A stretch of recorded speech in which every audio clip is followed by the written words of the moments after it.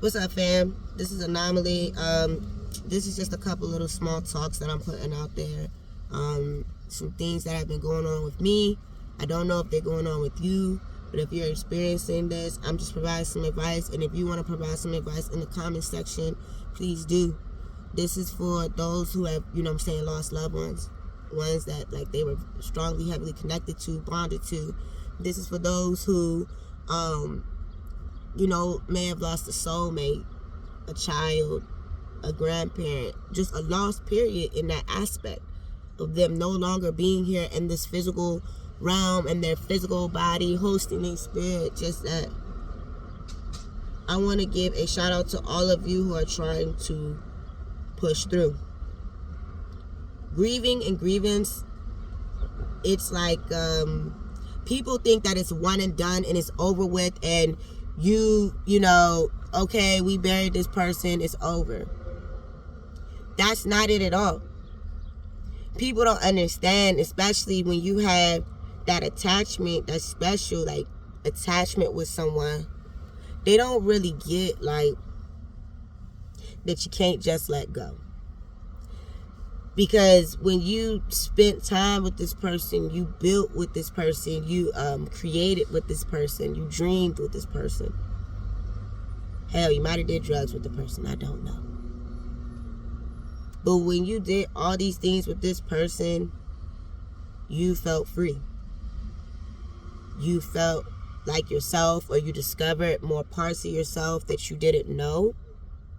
And then out of nowhere, it's gone. That person is gone. Not the energy, like, not what they provided, what they gave, or what y'all shared, but the physical aspect of the person is gone. I don't know why people think that, and I'm speaking to a specific people right now. We're going to talk about the widowers, the widows, the widowesses. I don't know, I made that up. But and the fiance girlfriend thing, everybody feels title is what defines you and your loved one. Title is not what defines you and your loved one. It was the care and the affection that y'all had for each other. And that care and affection, it transpired to something bigger that most people don't get to experience. They don't get to go through. I had a tough experience, and it's still tough. Last night, I laid on the floor with my two boys. I looked up at my ceiling.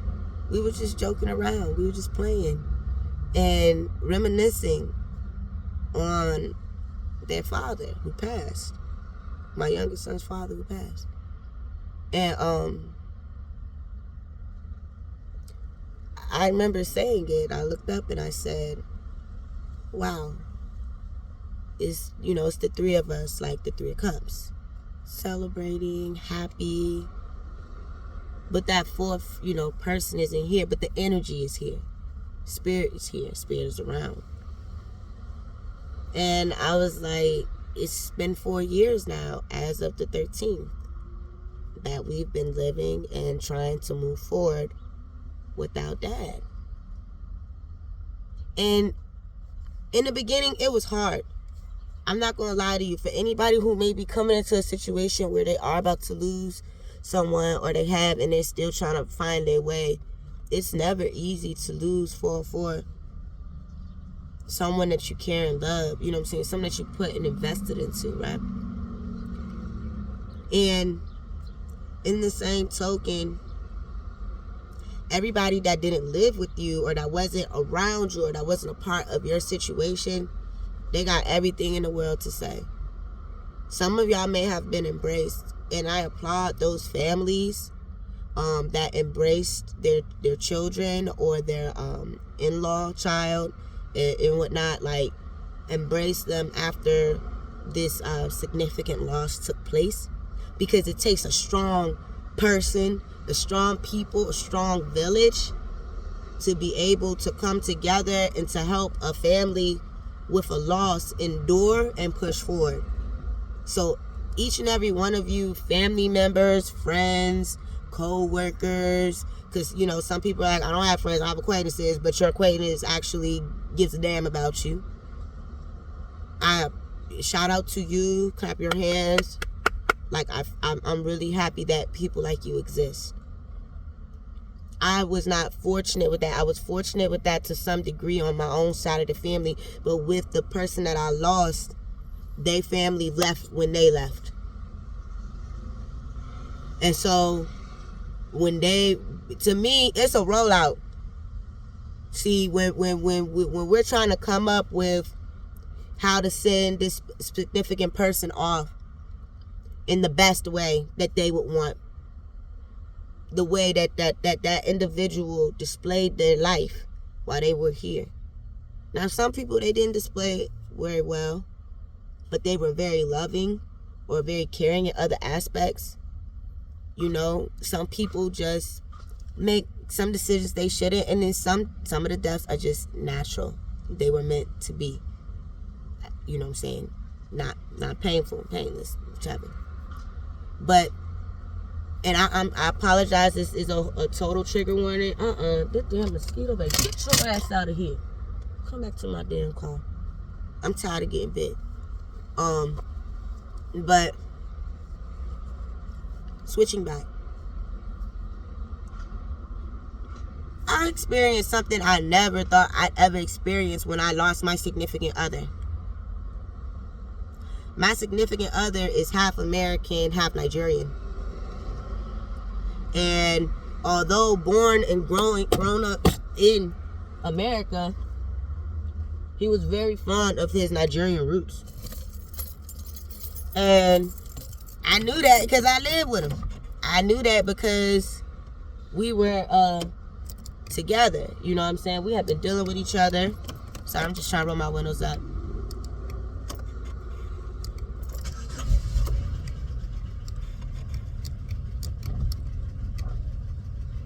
Ooh, my window didn't try to roll up.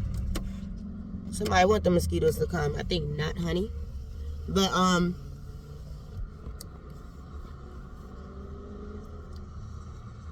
basically, I try to honor my partner. I try to convey what my partner would want, or what my partner would, you know, based off my partner, how they were. You know, you and your significant other, or the one that, you know, you feel is your significant other. Usually y'all winding. You know what I'm saying? Y'all like the little DNA molecule. You know what I'm saying? Y'all blend well.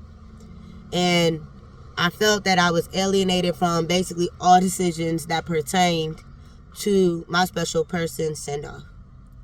I felt like when I tried to be of assistance, you know, we got different programs and stuff where I live at, like one or two of them that help out with funeral costs and things like that, because I didn't have the money. This was totally unexpected.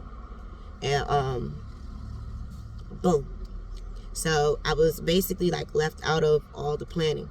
When I wanted to try to assist with planning, oh, we're not doing that. This is just a regular American wedding. Ain't you ever been to, I said wedding, American funeral. Ain't you ever been to a funeral? And I was just like, bruh, that's kind of cold. Like, the last funeral that I, you know what I'm saying, sat at, watched the burial go down was my Nana off my stepdad's side when I was like 8. So I don't think that that's a fair question to be asking somebody like me. So, in the process of this question, you know, coming out, I asked about a family member on their side who I was told was assisting with the funeral arrangements. I was blatantly told, nope, that person was not helping, none of those things, right? Boom. Then, down the grapevine, I am being told that they're holding a meeting to get funds together through the family for his send-off. There's nothing wrong with that. Nobody expected this. You're supposed to depend on family. You're supposed to be able to come to family, especially in times of need like this. When I asked for the address, I was basically given a runaround. It was like a runaround with care. Like, oh, I don't want to insert myself in this. Okay. So this how y'all think that my significant other wants y'all doing stuff? You really think my significant other want y'all to keep me and the kids basically out of what's going on with him when I'm the one who knows him the most out of anybody? And granted, there's some secrecy. You know, everybody got their secrets, so there's some things I don't know. But there's a lot of things I do know that a lot of people don't know. And that's because, I guess, in an understanding, we had trauma bonded. We had trauma bonds as well. We had experienced some similar things within our family, and we spoke on it. Talked about how we want to do things different. You know, positive affirmations, putting change into existence, getting away from the chain. You know what I'm saying? Like, just kind of starting anew, starting fresh, and starting over. And it's starting off with you. Not them, not their thoughts, not their words, but you. So, in the process, I was hurt. Because I just could not understand how this person, the significant person who I've lived with for almost 4-5 years, helped me to raise a child that I had previous to being with him. We had a child conceived from both of us. And this family, in my opinion, felt that what they were doing was okay. And I thought that it was weird. So, it got to a point where I was like, I don't need to ask you any more questions. Because you're not going to tell me the truth. You're not going to be honest with me. And that's going to unleash something that don't need to be unleashed right now. So I chose to keep to myself. I ended up getting me and my boys our clothes. We got garbs. And I felt that we got ones that my partner would have been pleased with. Proud to have us in. Proud for us to show up in. And then it's like, okay, well, I'm getting a call about outfit coordination. I already brought my outfits, they outfits. When I asked about hymns, about, you know, things that would have both aspects of American Nigerian culture, you shut me off. You said nothing to me, basically, like you told me no. So, as far as it come down to this funeral, when it's coming into place, I ain't have no say-so over nothing. I didn't have no assistance in nothing. Well, I did. I made sure me and ours was taken care of. We showed up. We stood out. And it wasn't about standing out, but I know everyone there knew that love was real. Is real. It still flows today. I don't care what nobody else say. It still flow on. And I didn't care what anybody thought either. Now, my thoughts of the funeral blew me. Because that was not what my partner wanted at all. It was wild how this even happened. Maybe 2 weeks or a week prior to him passing, transitioning. We were just joking, talking in the bathroom. That was our spot. Smoke, chill, laugh, look at memes, game, PUBG, woo-woo. And I remember, I asked this question. I don't know why. I forgot what we were talking about, but I remember this. I said, when you die, do you want to be cremated or do you want to get buried? He said, what, girl? He was like, you know me. I said, what you mean?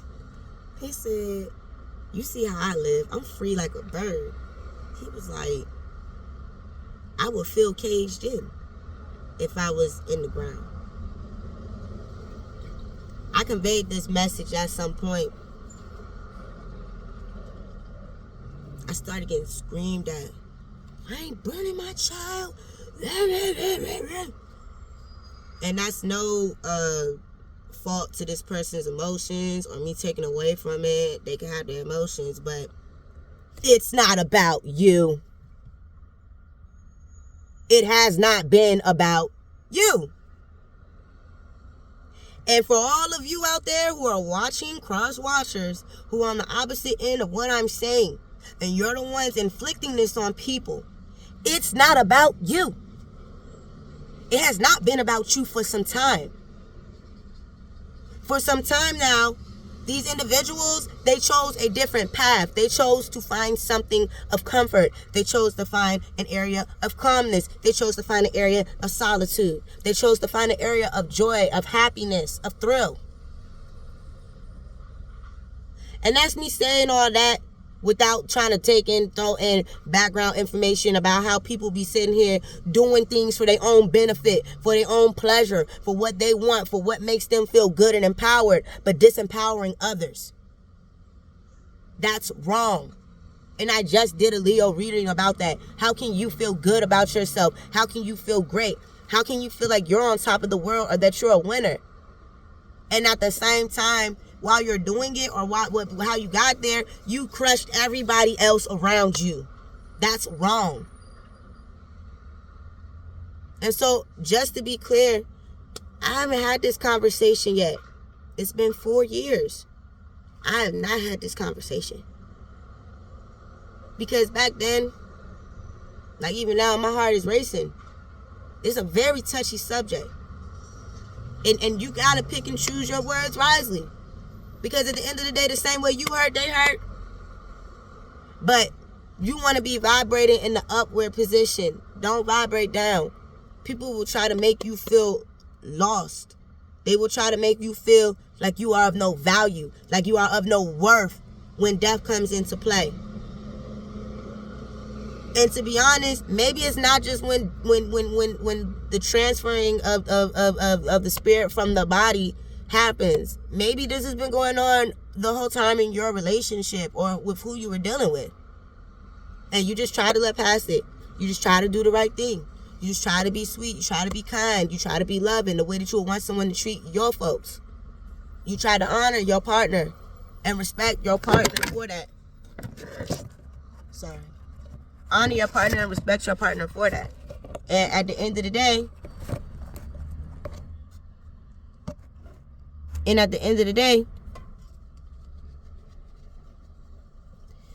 people turn around and act like you ain't nothing. I knew that things didn't feel right with the whole thing, period.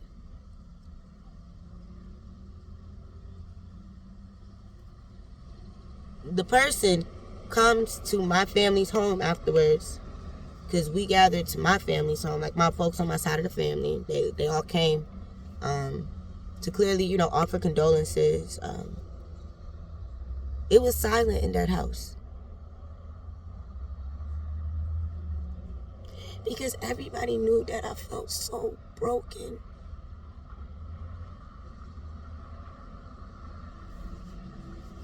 I was so hurt.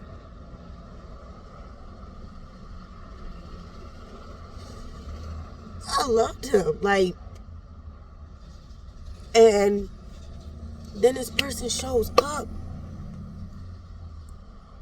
and does the ultimate disrespectful thing I could ever think of. Aside from just being silent or not really speaking, they pulled me outside as I walked this person to their car. And they have this bag and some flowers. Now, the flower arrangements at my special person's funeral were these, it was this pretty blue. It's not baby blue. It's not navy, but it's something nice in between, like a pastel deep color. And like these cream flowers, I believe. And then there was this random arrangement at the repast that had like all these different colors in it. Like it was just all these different assortments and stuff. So when this person, I'm walking them out, we talking, they give me this random assortment, which was in no coordination with my person's going away. And then they shake this bag, this big bag, where somebody walked around, I guess, collecting these cards and stuff at this funeral. And this person tells me that they're going to go home. They're going to look through this bag because, check through the cards. They know that it's, some money in there. And that, after they square it out, they want to basically, they want to get some stuff for the kids, basically. They want to get some stuff for the kids. Yes, I just said, okay. First and foremost, do not forget, I tried to assist this funeral, this passing, this going away. I tried. Every way I was blocked. What the makes you think that you're supposed to take condolence cards that are for that father and that father has kids?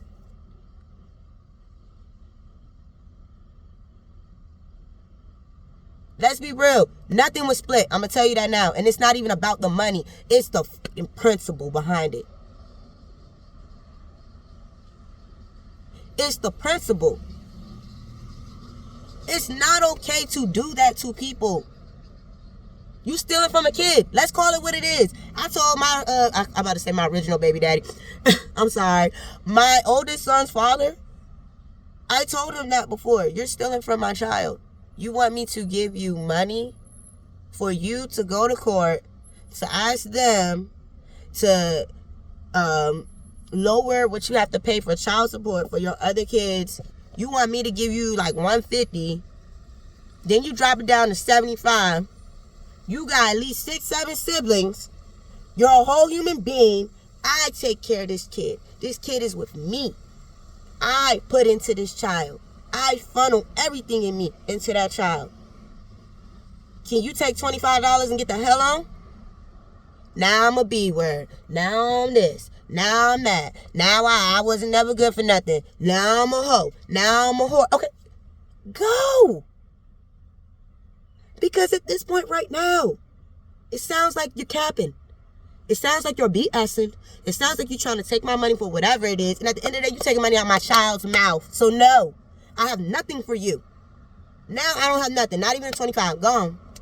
It's the same thing in this situation. I live with this person. We raised these kids together. We tried to get our home situation in order. We were trying to, there was some problems going on before things happened, but we always kind of worked through stuff. Not kind of, we always did, but everybody takes time. We were both growing. We're late 20s, early 30s, like, come on. So this person felt that was the move, and I let them have it. Then through a series of texts, eventually, while on my post, at work, I'm getting something where this individual done changed their whole last name. They done sat there and said, oh, it was always this. Like taking the last name of my special person. It was that when they were married. Then they got divorced, separated. It was changed back to the original last name. So why are you messaging me like you're a lawyer? Because the context of the words were definitely lawyerish, or somebody who felt that they just had the best etiquette in the world and I couldn't see through it. And then tag it at the bottom as a signature off with my partner's last name, when that was not the last name I remember you having when he passed a week or two prior to these messages. It's always been that. Didn't you know? No, I did not. And for the record, your child already explained to me everything that pertains to the whole last name situation. So lie to yourself. Don't lie to me. Again, this was almost 4 years ago. I knew when this last message came out, after all that name stuff and the lawyerish talk was going down, that this was not going to be a healthy relationship. I had already had issues with my heart, was beating really, really, really fast. I was having heart palpitations. And in the midst of these heart palpitations, I'm like, is this a panic attack? Is this an anxiety attack? Like, what's exactly going on? And so then I start getting to this point where I'm like, you're going to die. You're not going to make it if you essentially keep going through this. You keep letting this energy, when this person called, they didn't really call, they mostly text. But when they text, my heart would race. It was like, what now? What do I have to expect today? What is the issue? What's the problem? I'm going to work. I'm taking my kids to school. I'm doing everything that I can. Why do you want to bother me and my peace? I didn't even understand what peace was back then. I was not as connected as I am today. And so, boom. She said, he was never his fiance. He was never engaged. I was like, whoop, we have nothing else to talk about. I'm done here. Because this individual was invited years prior to this to our house, our apartment, for a Christmas celebration party. They declined because this individual was with their partner, and that child that was with that partner, like they had a child with another partner, and they were spending their family time with them during the holiday. Did they know that my partner felt sad about that? No, they didn't. They didn't know that my partner's energy was so up and down and fluctuated. He tried to hold it together, but it hurt because he always felt like he was being picked last, or it's like, okay, I love you, but I love you in the dark. Like, you know what I'm saying? Like, I care for you, but I care about you in the dark. The real you that I'm acting like I want to embrace. When you embrace it, I have to speak on your character all the time. So at this point, it's just like, dang, I'm next pickings, I'm last pickings. Like, I got my own family. We've had these conversations, so let's be real. It was cool. He made the ham. He loved making the ham with the pineapples and stuff, and the cherry. Like, he was a culinary artist. He was great at cooking. Like, it was a love and a thrill. And I'm sure that if he was here with me today, my love for herbs and for plants would have been a very successful and lucrative move for the both of us in literally healthy eating, just even knowledge being put out there, being educators of it. You know what I'm saying? So, boom. I basically tell myself I'm not going to go through it no more. I'm not going to feel this no more. I feel like I'm about to die. I feel like I can't breathe. I feel like I'm not going to be here for my kids. I already got one parent that's gone. Like, what do I do? So I choose to go off on my own. I stopped contact. I blocked. There was nothing else for us to talk about. And I couldn't deal with that. Like, this person was in my household, laying in the same bed as me, using the same bathroom, cooking on that stove, doing this TV, playing these games, all this stuff, like the video games, all that stuff with me and these kids. And they're not today. I can't F around with you. I don't care enough to F around with you. And then I felt that one thing that came through my partner passing, like, I'm an anime head. I love anime. I wish I could draw. I'm trying to work on it because I would love to be able to draw and, you know what I'm saying, just be creative in that way. I don't know about make a show, but yeah. And it made me think of Naruto and Sasuke and how with the Uchiha clan, like, they have these eyes. In their eyes, they basically, you don't get your eyes until you experience something very traumatic. You endure something highly traumatic. And for them, a lot of it is a death of somebody very special, somebody very close, somebody who is high, just very on one with them. And then you get your eyes. And then after that, you see things through a different set of lenses. That's exactly what happened. I got a different pair of eyes or something. I don't know how to explain it. But what I could see and what I could feel and what I could understand it was beyond me. Because I got to a place where I was like, okay, I gave all this love into a whole human being. I put all my care and love into this whole human being. And now they're not here. Okay, so another human being who is significant to me. But wait, that person has to die too. Like, this is how it's running through my mind. I'm like, I don't want to lose a connection like that. Not like that. And so, in a sense, I had accepted death, but I was also scared of it. I was scared about losing the connection. Thank you. The birds know what I'm talking about. Confirmation. I was scared that I was going to lose something. Like, I had lost. I felt lost. And then I said, what can I pour my love into? Like, okay, there's life and there's death. You have to be able to accept it. So now that he's not here, what can you put your heart into? What can you pour your love into? What can you do? How can you, the same way that you would have poured it into this human being, what else can you pour it into? I should have said me. I did not. However, I did pour into my community. I ended up doing like a banning with my tenants during COVID, and standing up for rights of living in an uninhabitable, unsafe area.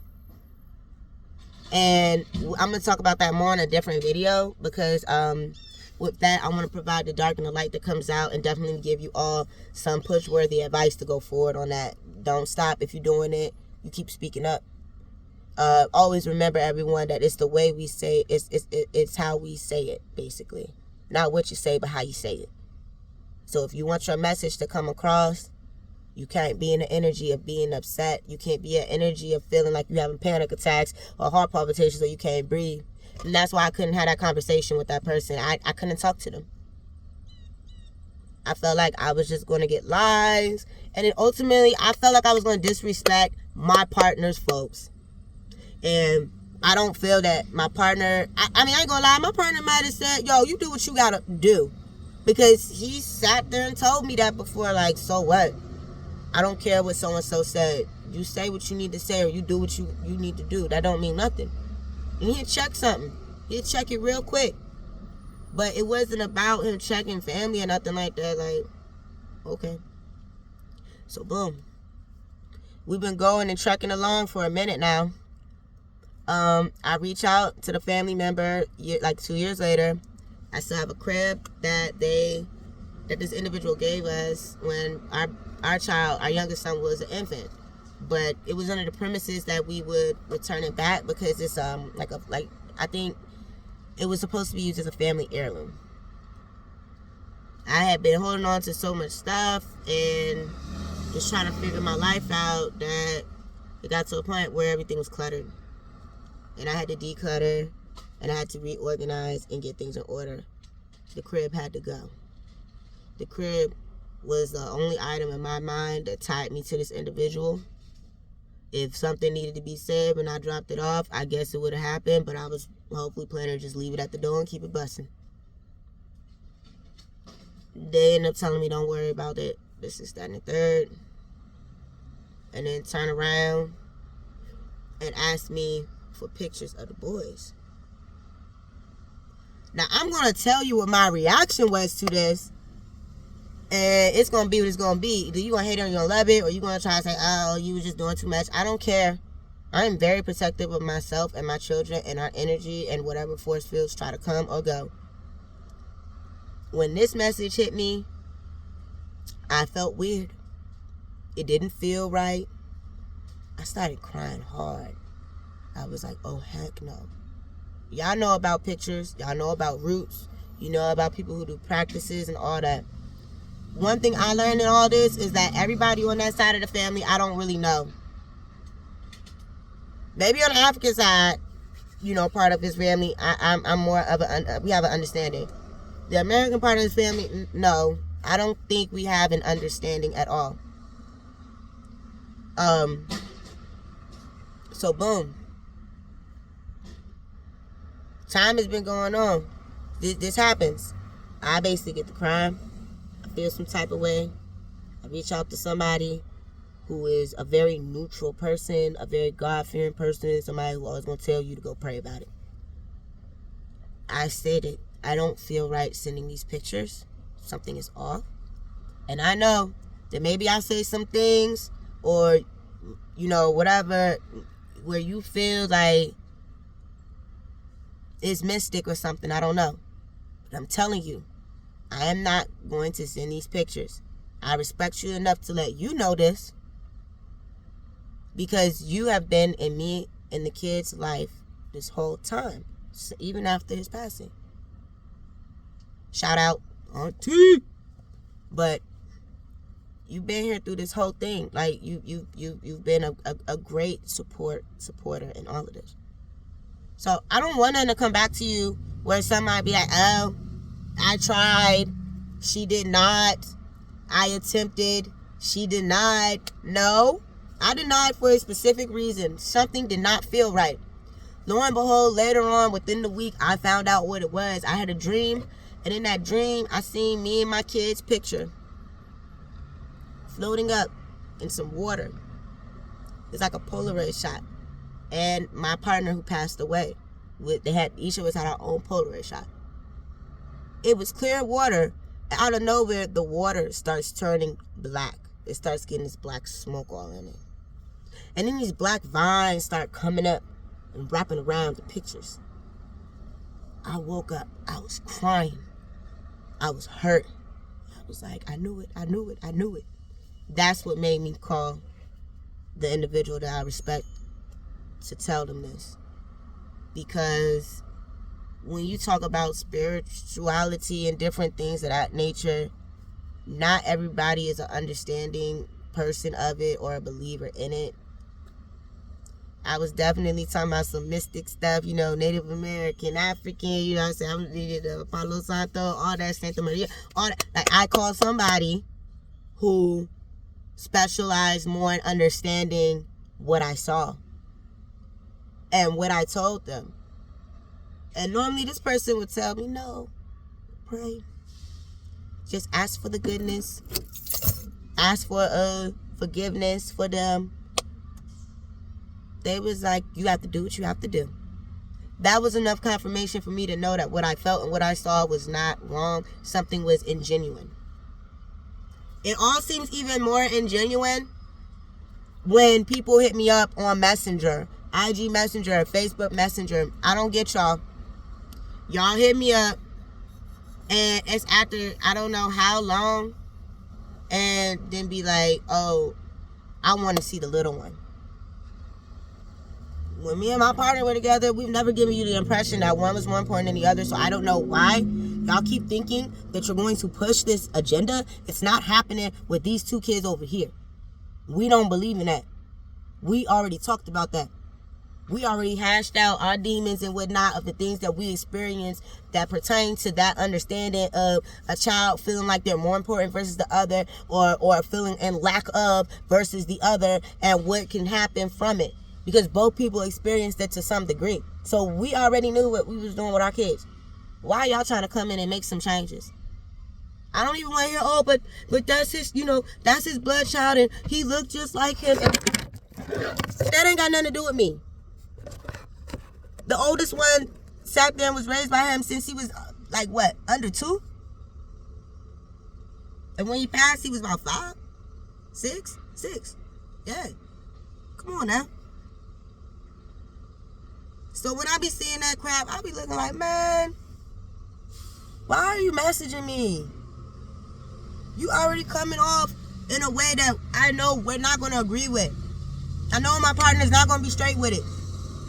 No, the kids aren't going to be with each other all the time, but your first thing out your mouth, out of God knows how long, or through a text type, whatever, is how you want to dope, or how y'all doing this, that, third. I want to know if I can see so-and-so, or how so-and-so is doing, and it's only that one child. Y'all don't think about that older kid who has more of a memory, more of an attachment. Not saying that the younger one don't have the same attachment, but This other kid is able to remember psychologically this person doing, helping, receiving, loving them. The baby was 1. He will remember some things, but not in the same capacity as what the oldest will. And then it's like they try to play them all to the side. I'm never going to say okay to that. I don't even care if after somebody heard this, they turn around and was like, hey, look, this not what I meant, and can we... I don't want to hear none of that right now. Like, I need time for energy to clear, and then people to come back, and then I need to feel what you feel like when you come back to me. Because that ain't it. Then I got random family members on my significant other's side who passed away. They family members who have not talked to me ever reach out to me in my messenger, in my DM. I'm sitting there like, what? Ain't you the same one that told my significant other that he was stupid for raising a child that he didn't birth? Like, I think and I don't care if you were going through whatever you were going through. Like, y'all just be saying anything out your mouth. You can't do that. And I get it. That's the past. Oh, that was a previous me. I don't know what you are like now, but I don't really want to find out. I don't have any desires or dreams to go in that direction, because I feel like the only thing that y'all can cause me is some type of dumb pain that I don't feel like dealing with. Opening up wounds unnecessary, because I'm going to have to be honest with you. And honesty means being honest. It doesn't mean holding back. And you're not going to tell me I'm a liar, because I can sit here and say verbatim what my partner said to me. No one's going to do that to me. So I'd rather walk around with my partner's truth in my heart, on my sleeve, and protect that truth. Honor that truth for him. I'd rather not waste it on a petty-ass argument or a petty back and forth, because that's not what it's supposed to be. It was supposed to be the families coming together, the families being able to bond, the families being able to help each other in need. And that ain't what happened. Then I turn around. I'm at a hospital with my grandmother, and with my grandmother and a very close friend, just to find out from my aunt that this aunt and the witness, who's a witness, who I felt dropped the ball personally, even in that situation, but I'm a mind minds. You know, everybody always preach these religions and stuff and all that, but did you really go the way you were supposed to go? I don't know what happened behind the scenes, so I'm not following nobody. I don't care. It is what it is. I care, but I don't care. It is what it is. I guess I care more in the aspect of actually getting the truth versus hearing a runaround. I don't have time for that.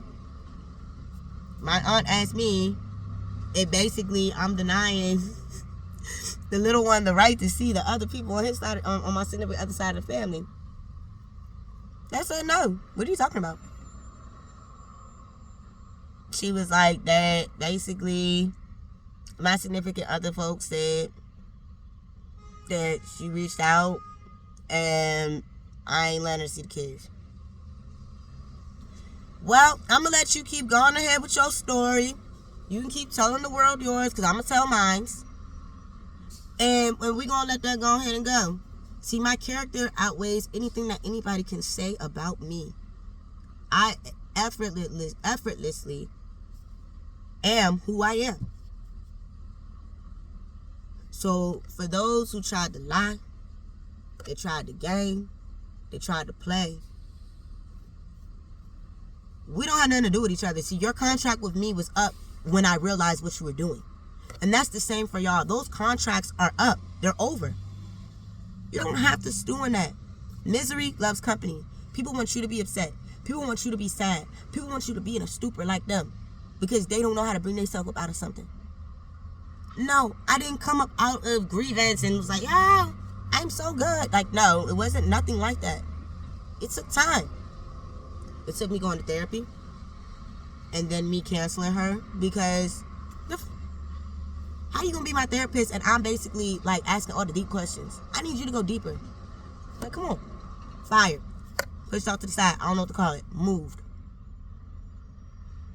Then I just started doing things on my own. I mentally went within. I went through the dark night of the soul. I allowed myself to go through my own transformation that was necessary. Because nobody else out here was able to get me to that place except for me. So even if you lost someone, or for those of you who have lost someone significant to you, try to pull yourself out. I don't even want to say try. Pull yourself out. Pull yourself up. Find something else to pour all of that strength of love that you have into. It don't have to be the community. Maybe it's your career. Maybe it's just you. Later on the lines, I found out that didn't pour into me. After my partner passed, man, I was drinking all the time, especially at night. Oh, I was drinking and smoking in the bathroom where we used to be at. And just talking with him, with spirit. And crying. And then still dropping it back until I fall asleep on the toilet. You know, hand down on the counter, wake up. One day, I woke up and my eyes were almost very swollen and they were sore.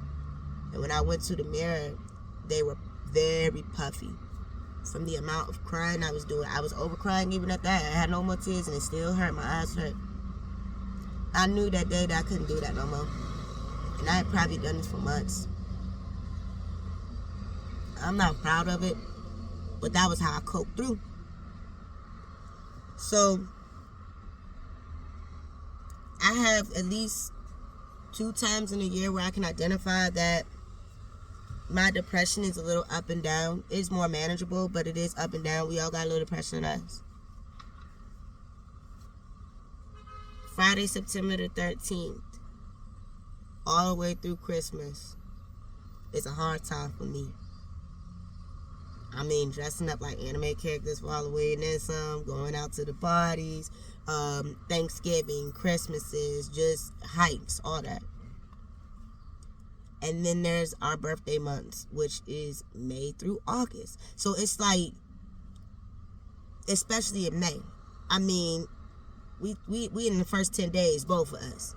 2 different years, but in the same 10 days, we right there. And we always celebrate our birthday together.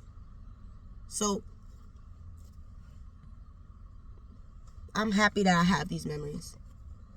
And I hope that you all are happy that you have your memories too. Because one thing for certain and 2 things for sure that I feel, like I said, I know the real person. I got to know the real person. This real person expressed themselves to me as they did to you. And you to them, and me to him. I know more about this person, or at least the important stuff about this person, than probably anybody else here. That's not to take away from anybody's relationship from him. Not at all. But that was my significant other. This is somebody who I feel I've been in different lives with. So I got outcasted, I felt like. Me and my kids, we got outcasted. And then I felt like people start trickling. Now we almost 4 or 5 years out. I don't get it. What are you coming for? What do you want? I see something about woman empowerment. I mean, I check their pages out, like, what's up? Like, they reached out to me, so who are you? What do you want? I don't feel empowered by you contacting me at all. I feel disrespected. Because you can't keep it 100 with me. Until that individual, the main individual on that side of the family, comes to an understanding with themselves and with me, I really just don't have nothing to say to y'all. Why? Because all of y'all chose to follow that leader. With the exception of a couple cousins who came through. And of course we got the friends. Hey y'all. Yeah. Shout out to y'all. Outside of my side of the family, like, shout out to y'all who came through, who checked on them. And I ain't gonna lie, I don't put pictures up because I don't want nobody taking my pictures and giving nobody that I didn't give them to. Yeah, it's online. Okay, that's why I don't pictures up. That's a choice. So you can't ask me for something and I don't give it to you, and then you find another way to try to get it. And then some of y'all don't even know that y'all working with some, some of y'all don't even know that the energies y'all working with are fucked up. Like, they're not right. The ones that you're choosing to follow, they make other people feel disempowered so they can feel empowered and feel good. That's not how it's supposed to be. That shouldn't even be what you manifest or want.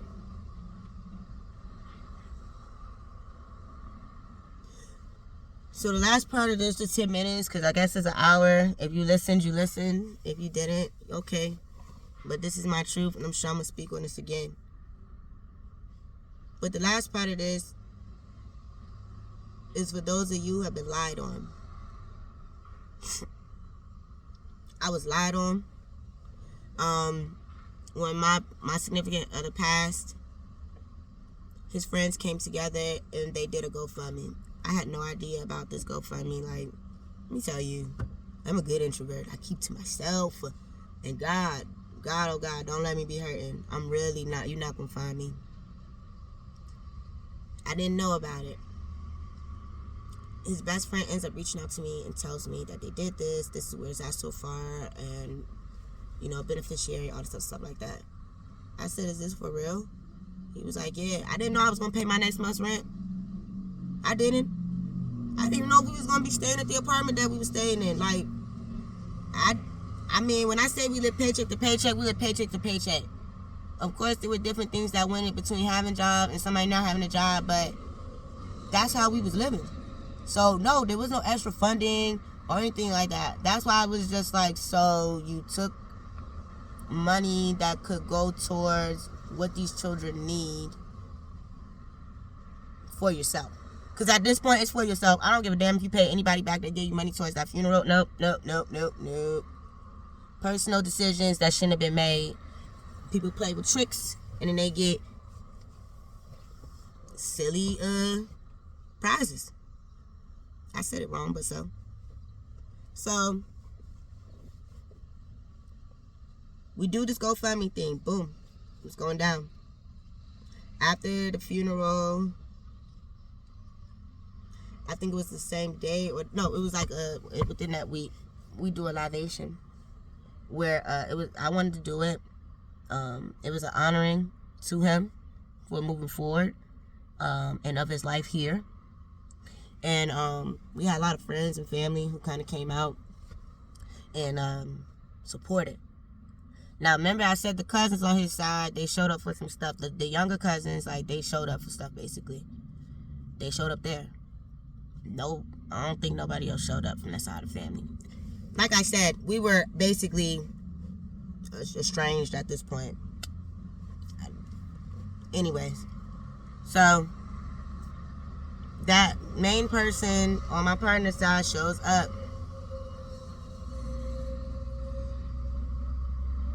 I let them hold my baby. They talked to him, called him Chocolate Drop. She talked to him, called him Chocolate Drop, all that. And I moved out to the side after I took my baby back. Later on that night, I made it to a rooftop party after the event was over. And some conversations had to come out for clarity purposes. And in my understanding, this individual said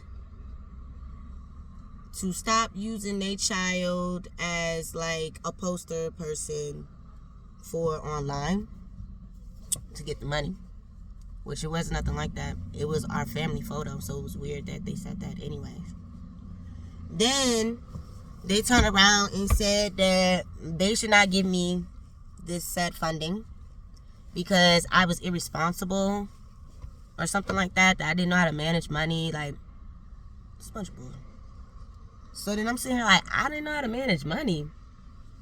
I've kept a job since I've known your child, and well before that. What are you talking about? I've always went to work. Hell, this person drove me to one of my jobs. She was helping me out, driving me to one of my jobs when her son asked. So, what you mean I don't know how to manage money? Now, whatever private conversations you and my partner may have had, because sometimes some people go back and they be bullshitting their family when they fucking up. I don't know. But I know that I don't play when it comes to money. Not at all. I'm a Taurus. We like to look good. We like to feel good. But we're frugal too, if we need to be. Best believe that. I'm not going to go and just be without. Like, no. So, found out that happened. Boom. think maybe 2 years later or a year later from that, we meet up. Me and the kids got invited to go to a restaurant. And we showed up. And it was with the friends. It was so cool. I found out that they got a whole Venmo that's set up like the GoFundMe. And that they was collecting. That this other person was collecting. I was like, what y'all talking about? Hold up. Whole time, they collected on this and my significant other after they tried to tell the friends not to do it. Again, my significant other lived with me for at least 4 years, going on 5. I do not know why someone felt entitled to that, or why they felt that it was their ultimate decision to do that, but they did. So then I find out too that some of the friends donated in. They ain't heard nothing from this individual since then. Mind you, these are friends of the person who passed, so therefore they checking in, making sure you're okay. You know, they want to drop by. They done, seen them all their life with your child. Now I'm gonna put all this into perspective of where I'm at this point with everything and with this whole situation with them. My significant person was buried in the ground at some faraway distance. At that, it's a very nice area because I can get away from everything out there. But you did that at a time when I didn't even have a car, so this is just amazing to me that people just do what they want to do, what's beneficial for them. This plot of land looked like a dirt patch for I don't know how long. It looked like nobody cared. It was just dirt, waiting for some grass to grow. I don't know. When I would come, I would see, basically the same flowers that I left the previous time that I came. Because I was coming real often before, at least once a week. Then it had to slow up a little bit because of the gas. It's a little real far. But I kept seeing that. Then here and there I would see some things, but I knew that something wasn't right because this person is all about making sure people got gifts for their birthday, all that stuff. Even if it's for a little kid, they're going to go out their way to make sure they bring something. So I know this person not going to show up to the grave site without it. I mean, people change. The grave site still don't have no, headstone, tombstone. That's still not there. So I'm just trying to understand what was supposed to happen with all of those fundings that came in for this person who went forward. What happened? There's no tombstone there. No headstone. It's a patch of grass. I can't do nothing about it because I didn't purchase the land. It's not in my name. So now if somebody want to come and dig on top of it and put somebody else in it and then put the stuff down on top of it, an unmarked person, they could do that because that's how the gravesite was supposed to be. Now, granted, over the years now, it recently started growing grass within the last 1.5, 2 years. There's still nothing there that marks this person there. I just feel like there's so much disrespect. There's so much betrayal. There's just so much, no, you need to stop. Like, why'd you do that? But I am not the bringer of justice in that aspect where I'm going to come and bust you upside your head or come and knock it into you. No. I depend on my spiritual team to do everything that needs to be done outside of me. So I will continue to keep honoring this person that I've seen as my significant other and keep teaching my children the belief in him and who he is and what he has done while he was here with us. And, boom. I'm not going out my way, though, for these other people. See, y'all don't get it. Y'all chose to sit here. A lot of these people, where they lost someone, they chose to make not great decisions or decisions that were, more for their benefit than for the kids. Now the kid gone. And it's like, you're trying to come at everyone else. No. Look at yourself. I already had to sit here and look at myself over and over and over. And every time I look at myself at this point, it does not include that person or anybody over there. myself, when I look at me, I see my tree, my family. I see the alignment. I see spirit guiding. I see happiness. I see peace. And nobody will penetrate that. I don't care if you're using your words. I don't care if you're spell casting. I don't care if you're going to a tarot reader. I do not care if you're going to someone who does rituals. I don't care if you're going to a practitioner. For those of you out there who are trying to go against or to treat those who are loving, caring, very affectionate, hardworking, resilient, you got to pay the Pied Piper. What you stole, you got to pay back tenfold. So, and it might be double. So, don't feel no type of way. Again, shout out. Everybody's grieving stage takes time. If you are interested in some things that, you know what I'm saying, I've done to get through, I can definitely do that. One thing I found later on in time, which is recently, is that you can use flower essence. I believe the Rescue Remedy and the Star of Bethlehem, they're very good for shock, especially Star of Bethlehem. It's really good for somebody who's in shock, somebody who is in grief, somebody who is traumatized. It's like, and you just put it in your water, the tincture, and like 4 drops per 8 ounce. And, you know, you can do a little bit more because flower essences are not toxic. They're just the essence from the flower. But yeah, and you drink it. And then you start to feel and think about what you're feeling. And as you start to think about what you're feeling, that's how you start to kind of go into that dark night. Like, okay, well, this upsets me. What about this person makes me upset? And that's probably what I'll do next video on, about when you're going into the dark night of the soul. What are some good questions to ask yourself about? But thank you. Please like, share, and subscribe. I really hope you guys are enjoying my content. I will put out more. This is just something that I think I needed to speak on at the moment because it's been on my head to just come out and to speak on this. I'm in a state of my life where things are transforming and moving forward. And this is something that I won't allow to hold me back by choosing to be quiet, I guess. I don't have to argue with anybody, but I can speak my truth.